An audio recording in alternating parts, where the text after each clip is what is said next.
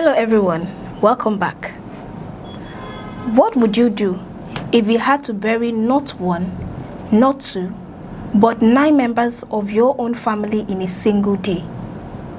For Reverend Ezekiel Dachomo, Regional Chairman of the Church of Christ in Nations, COCIN, in Berlin Laki local government area of Plateau State, that unimaginable nightmare has become reality.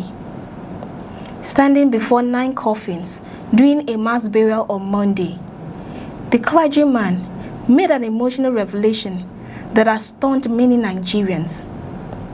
So our life is in danger. Everybody, go for self-defense.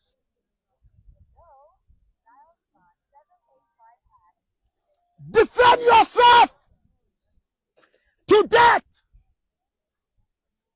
but never kill them.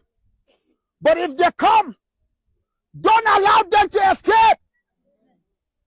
He said every one of the 9 victims killed in the recent attacks on Kum community in Riom local government area was a member of his extended family. The latest killings have once again drawn national attention to the persistent violence affecting parts of Plateau State.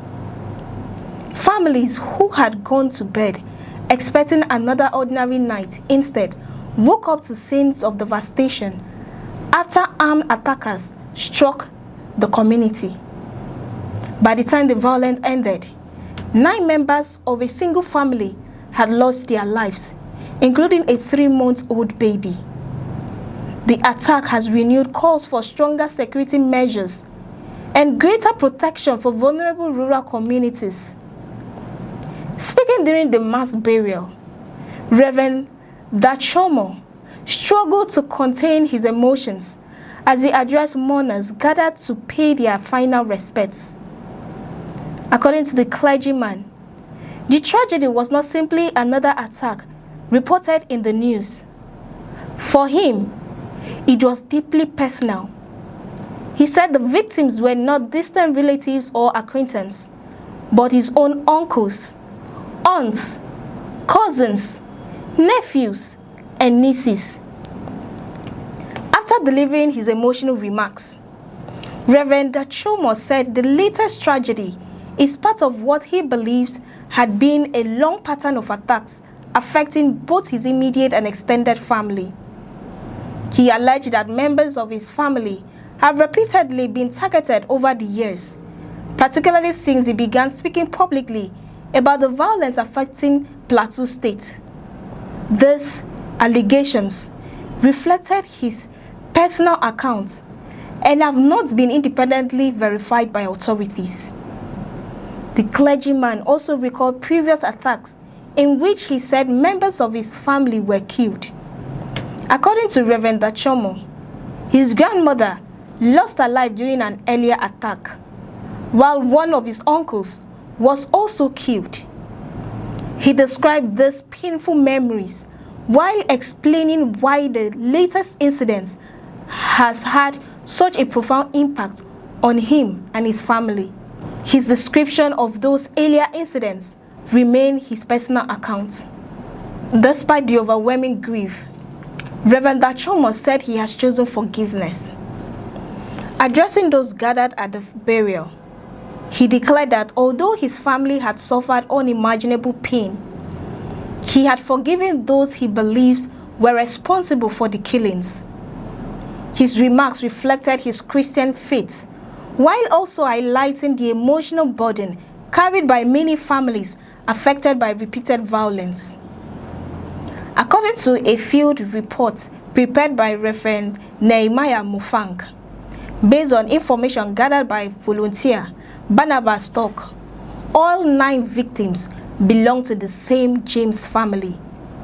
The victims were identified as Selina James, age 38, Johanna James, 21, Janet Johanna, 18, Jennifer Johanna, a 3-month-old infant, Sele James, 18, Melody James, 16, Rito James, 10, Endurance James, 8, and Peace James, 3 years old. The report also stated that Pam Johanna survived the attack but sustained injuries. According to reports, the survivor is receiving medical treatment.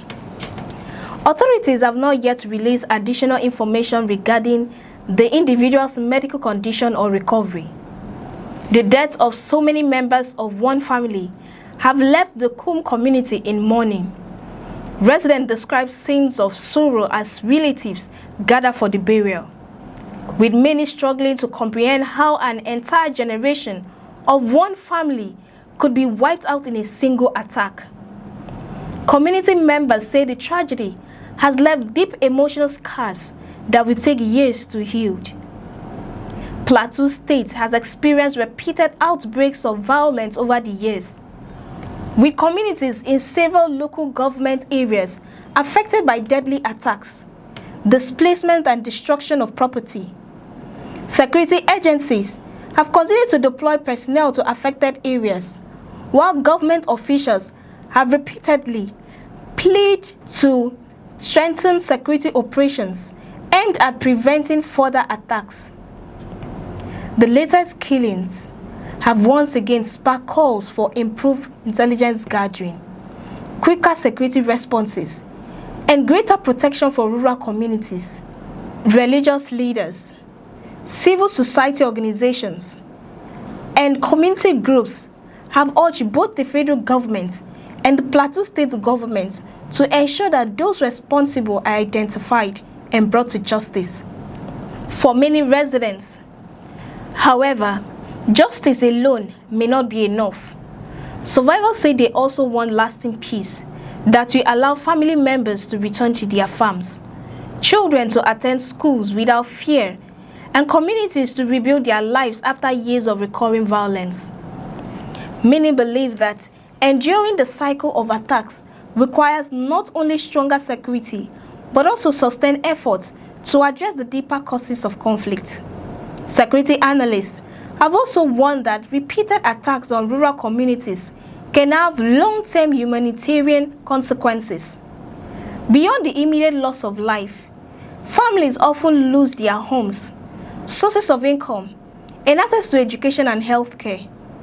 Children who survive such attacks frequently experience lasting psychological trauma, while entire communities may remain displaced for months or even years. As investigations continue, authorities are expected to work together, identifying those responsible for the latest attack. At the time of this report, officials have not publicly announced any arrests connected to the killings. Residents are hoping that investigators will establish exactly what happened and ensure that those responsible face justice. For Reverend Ezekiel Dachomo, however, the tragedy is measured not by statistics, but by the faces of loved ones he will never see again. Standing before 9 coffins, he reminded mourners that behind every casualty figure is a family whose life has been permanently changed. His emotional testimony has become one of the most powerful reminders of the human cost of insecurity in Plateau State.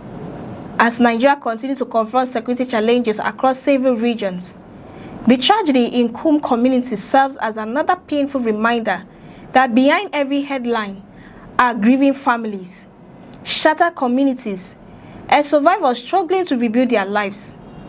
For the relatives of the 9 victims, the hope now is that their loved ones will not be remembered only as statistics, but as lives whose loss will inspire renewed efforts to protect innocent civilians and prevent future tragedies.